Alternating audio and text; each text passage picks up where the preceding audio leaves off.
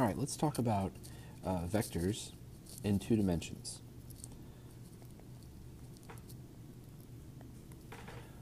So up to this point, we've done one-dimensional kinematics, so motion with constant acceleration. Now we want to talk about doing physics, but in 2 dimensions.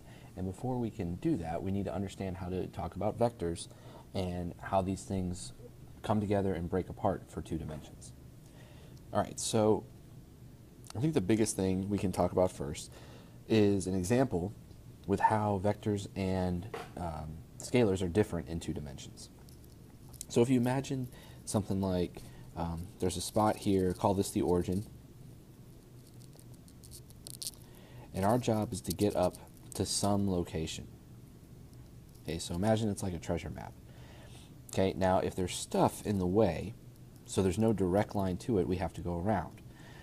So what we're going to do is we're going to map out a path that moves either vertically first, too far, it moves up vertically, and we'll give it some unit. Let's say we go 15 units up, and then we have to do something to the right so we get to our point.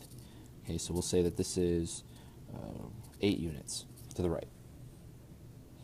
Okay, the vector that connects the 2 points, see if we label these in terms of our mathematical variables, like our motion variables, this represents our initial position, and this point represents the final position. Okay, so if I've got these 2 numbers, 15 units and 8 units, what is the connection between them? In other words, how do I tell somebody exactly how far this final position is from the origin? So visually, there's a line that connects where I started to this point, and that line represents our full displacement. So how do I calculate that line? Okay, well, if I want to find the 2 pieces of this first, say I want to find distance. Remember, distance does not care about directions. So in this case, we went 15 units plus another 8 units, so the full distance we covered is 23 units. But what about the displacement? So now direction matters. And the directions now are not as easy as just plus or minus. Now we have to talk directions somewhere in the y and somewhere in the x-axis. Okay, so for example, we went 8 units in the x direction, and we went 15 units in the y direction. Now, I can't combine these. Okay, I can't do the same thing I did for distance and get 23, because this is very similar to me saying, what is x plus y?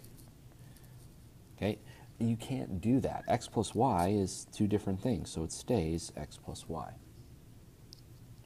So from here, how do I find the overall displacement?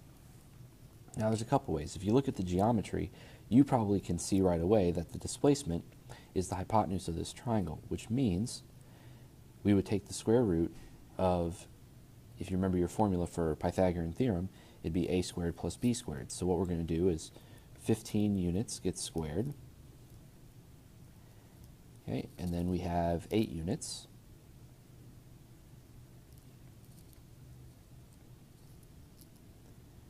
Okay, and we are going to combine these to get our overall displacement,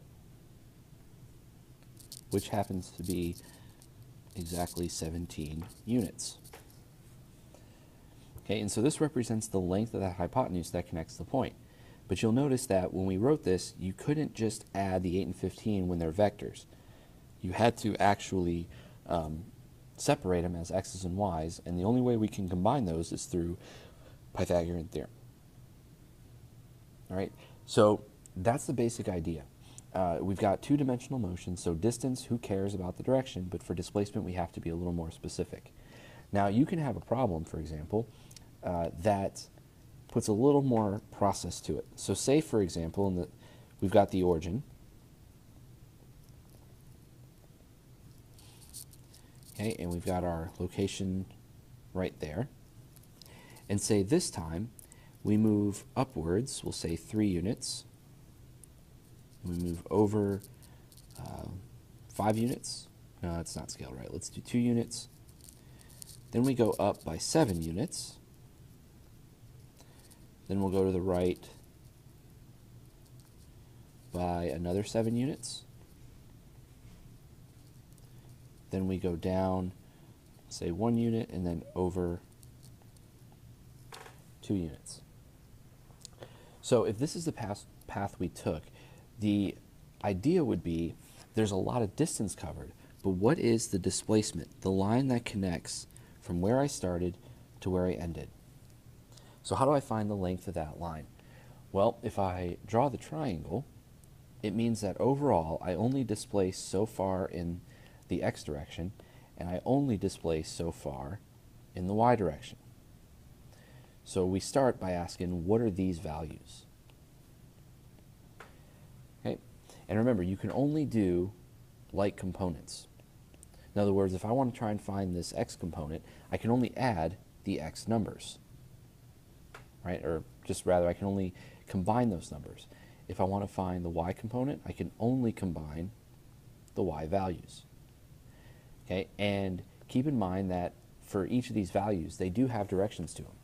For example, if I start out and I'm going to do x's first, the first thing I did in the x was the first 2 units to the right. So if we consider a standard coordinate system where positive x is to the right and positive y is vertical, then that 2 units I did first was positive. Then I did another positive 7 units. Then I did 2 units to the left.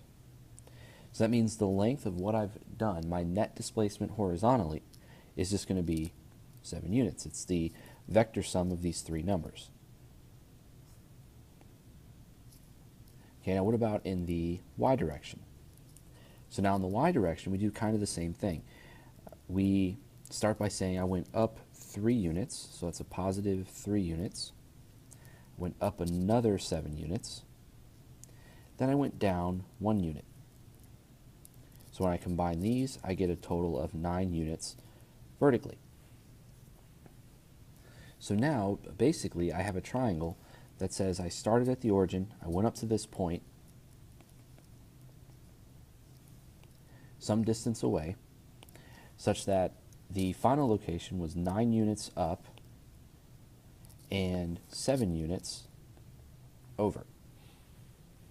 So if I've got this information, how do I find the full displacement from start to finish? Okay, so same idea. If this is the displacement, we're simply going to apply Pythagorean theorem to this and get 7 squared plus 9 squared, which will give us right around 11.4 units. So that tells us the magnitude. Okay, and that's a vector, right? This is displacement.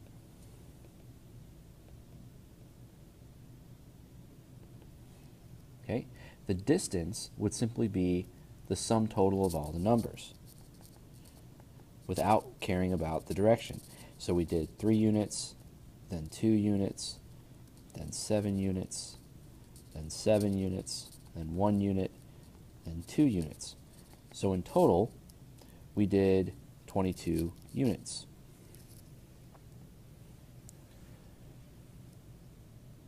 Okay, so the main difference between doing a distance and displacement, we've already known this, the direction matters.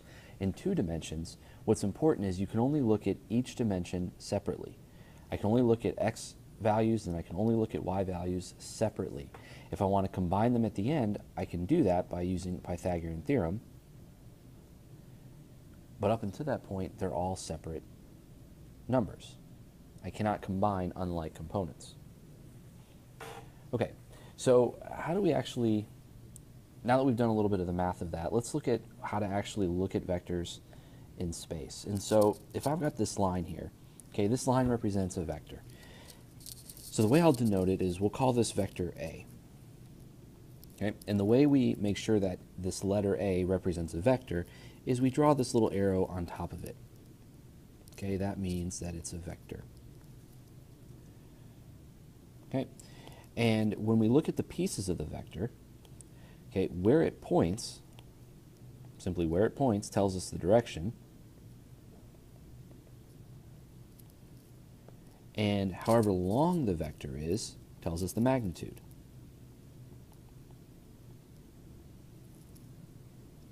Okay, so the longer the arrow, the more magnitude the vector has. And then depending on where the arrow points, that tells me the direction. So if we have two vectors in space, right, so let's say we have vector A and another vector, we'll call it vector B. And B looks something like this. Notice that they're both drawn from the same origin point. Now, if I wanted to find, say, a third vector, call it vector C, that is the sum of the first two. Okay, visually, how would I do that? So the trick is, we've got these two vectors, A and B, and I want to find this new vector C. What I'm going to do is I have both vectors, both starting at the same origin point. And what I'm going to do is I'm going to pick up A, and I'm going to redraw it at the head of B. So if this was like on graph paper, I could probably scale this a little bit better. But I'm just going to redraw A at the head of B. Then I'm going to take B and do the same thing. I'm going to draw it at the head of A. And so what you're creating is a parallelogram. And it turns out that where the two heads meet that we just drew, and where both vectors began, if I connect the line from the origin out to those points, that is the sum vector, which in this case I called C. Okay, and so that's the visual way of seeing how these vectors combine. Now, if you had a one-dimensional vector, it's kind of the same thing. If I had vector A going this way and vector B going the other way, okay, what would be the sum of these two vectors?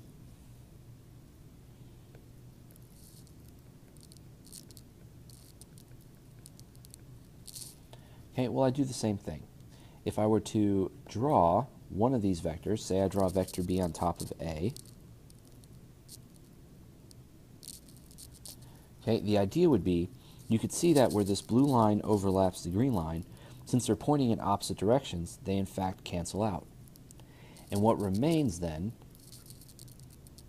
there was a little bit of this green vector left that's going to the right. That is vector C. Okay, and so that's the visual way of seeing what these vectors do when we're combining them. For the most part, we're going to use the combining of vectors visually as a conceptual bridge, but the math that's involved is a little more important. Okay, and we already know how to do the math. We did it in the last example. You can only combine like terms. And that's kind of what this one-dimensional example did. We had an A vector that was all in the x direction. We had a B vector that was also in the x direction. So those two can combine, but since one was going the other way, it cancels away. Okay, so it's pretty much what we already did. All right, so one of the other things we can do with vectors. So we showed that if I've got the x and y components, I can use Pythagorean theorem to find the magnitude of the hypotenuse, or the overall vector. The other side of that would be, well, what if I've got a vector and I already know its magnitude? Say the magnitude is 10. Okay? And by magnitude, if we draw an absolute value sign around a vector, that simply means the magnitude of that vector. So we have a vector A, its magnitude is 10. Now, I can't do anything with that until I break it up into x and y components. So how do I find these two pieces? Well, you'll notice that because I gave you the vector A and its magnitude was 10, I didn't necessarily specify a direction. So one of the ways you'll see a direction specified is with an angle, somewhere within this triangle that's made. So if I were to say this angle was 30 degrees, okay, before we can do any work with this, I have to be able to know what are the horizontal and vertical components of this vector A. So in other words, the vector A can be written as an equation with an x component and a y component. So what are these components? Okay, so let's start with the x component. So on this triangle, I label it in red, so we'll say the x component of vector A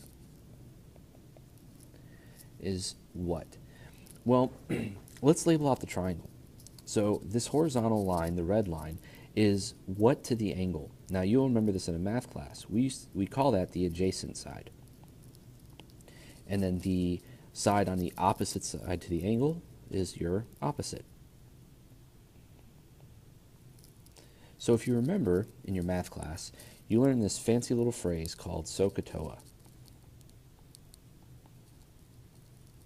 where you had the sine of an angle is equal to the opposite side divided by the hypotenuse. The cosine of the angle is equal to the adjacent side divided by the hypotenuse. And tangent was opposite over adjacent. And so we're going to apply these to find the opposite and the adjacent side. Okay, now when finding components, you should always use sines and cosines.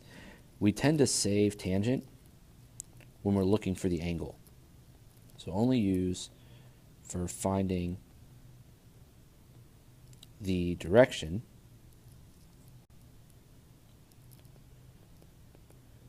which is just the angle.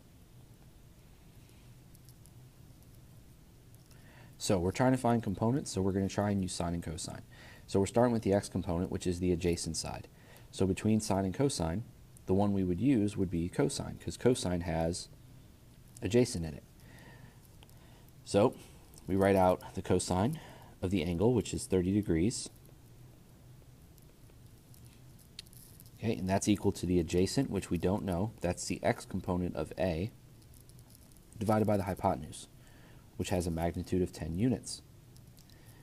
So if I'm going to solve this for the x component, I'm going to multiply 10 units to both sides.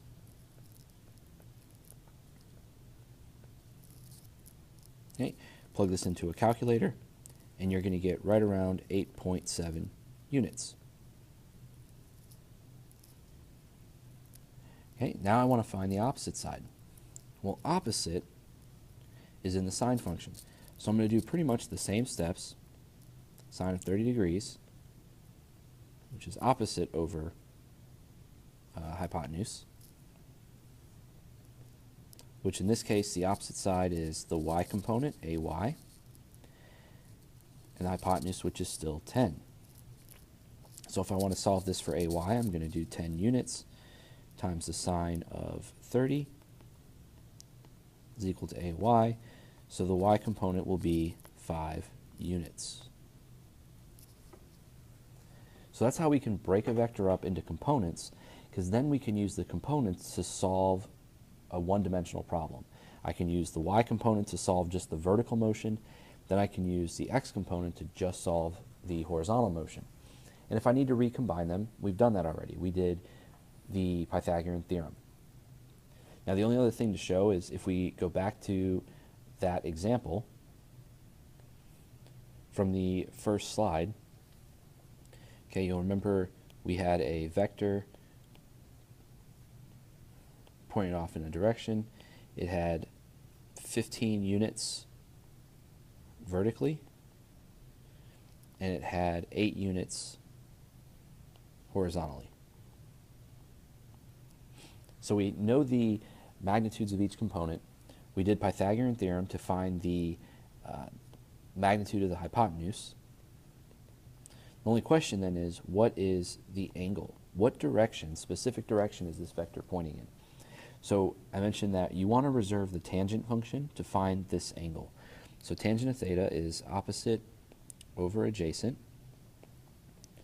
So in this case, tangent of theta is 15 over 8. So if I want to get the angle, we have to move the tangent function. So on your calculator, that's the inverse function, which is push the second button first before you hit tangent. Okay, and when we plug this in, we get right around 62 degrees. Okay, now the important thing is, where is the 62 degrees? Well, since this vector points up and to the right, and if you imagine a xy coordinate system, okay, this vector is actually drawn at 62 degrees going up from the positive x-axis. So you would specify it's 62 degrees above the positive x-axis.